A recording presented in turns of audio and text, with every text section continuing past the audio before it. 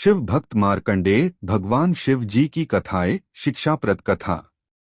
एक बार भगवान शिव को प्रसन्न करने के लिए मृकंडु मुनि ने कठोर तपस्या की। उनकी तपस्या से प्रसन्न होकर भगवान शिव ने उन्हें दर्शन दिए। मृकंडु ने उनसे विनती की, हे प्रभु, मुझे पुत्र प्रदान करें। शिव ने पूछा, कैसा पुत्र चाहिए भक्त?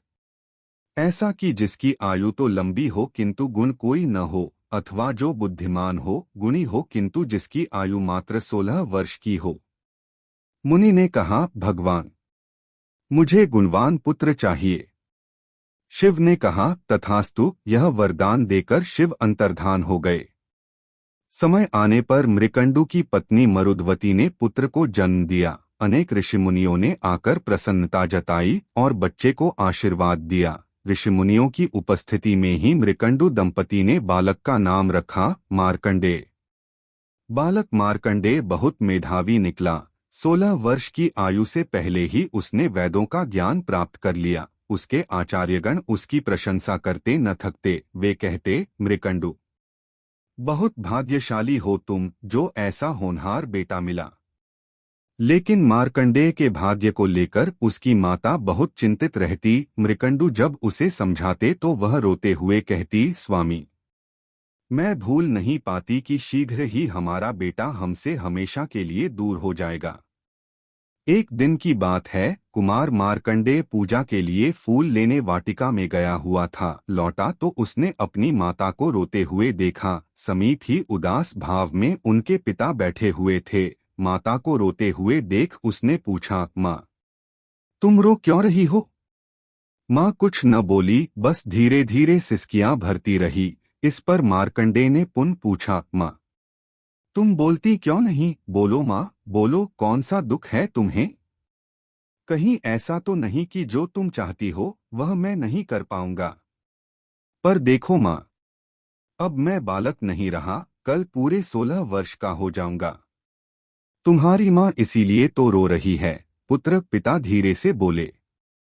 मार्कंडेय ने उलझन भरे स्वर में पूछा, क्यों? 16 वर्ष का होने में क्या हानि है? पिता बोले, बताता हूँ, सुनो। तब मृकंडु ने उसके जन्म से संबंधित बातें उसे बताईं। सुनकर मार्कंडेय ने माता को धैर्य बंधाया। बोला, रो मत माँ, मैं नहीं मरूंगा। भगवान शिव मृत्युंजय हैं, मैं उनसे अमरत्व का वरदान प्राप्त करूंगा। पिता ने आशीर्वाद देते हुए कहा, मेरे बच्चे, शिव की कृपा से तुम्हें सफलता मिले। मार्कंडेय माता पिता से आशीर्वाद लेकर वन में चला गया। जाते समय माता ने शिव से प्रार्थना की, हे सदाशिव मृत्युंजय, मेरा पुत्र आपके आश्रय है, हे देव, इसकी रक्षा करना। अगले दिन प्रातः काल मार्कंडेय ने सागर तट पर जाकर गीली मिट्टी से शिवलिंग बनाया, उस पर पुष्प चढ़ाए और शिव का ध्यान लगाकर बैठ गया। रात होने पर वह प्रभु के सामने नाचने और गाने लगा। तभी अचानक यमराज वहां आ पहुंचे। बोले, तुम्हारी आयु पूरी हुई, इस संसार से चलने के लिए तैयार हो जाओ। मार्कंडेय बोले, थोड़ी देर ठहरिए महाराज, जब तक मैं अपनी उपासना पूरी कर लेता हूँ। यमराज ने गुस्से से कहा, मूर्ख, क्या तू जानता नहीं कि मृत्यु किसी का इंतजार नहीं करती? मार्कंडेय ने कहा, कृपा कर मेरी उपासना में बाधा मत डालिए। मेरी उपासना पूरी होते ही आप मुझे अपने लोक ले चलना। यमराज और भी क्रोधित होकर बोले, मूर्ख, क्या तू समझता है कि शिव की शरण लेकर तू मुझसे बच जाएगा?